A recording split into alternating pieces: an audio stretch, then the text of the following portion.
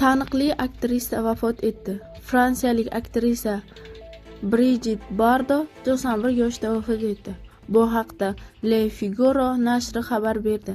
Brigitte Bardot Parijda dunyoga kelgan. Yoshligida balet bilan shug'ullangan.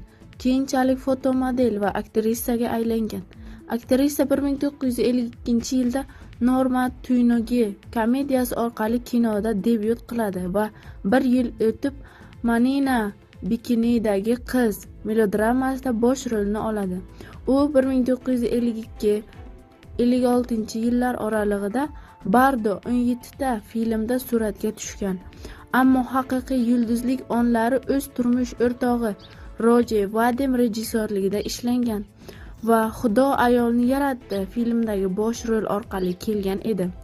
Bardot aktrisa sifatida Alain Delon, Marcello Mastroianni bilan ham ishlagan. Jean-Luc Godard kabi taniqli fransuz rejissyorlarining filmlarida suratga tushgan.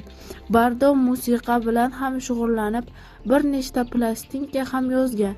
1980-yillar oxiridan boshlab u hayvonlarni himoya qilishdagi pozitsiyasi bilan tanilgan.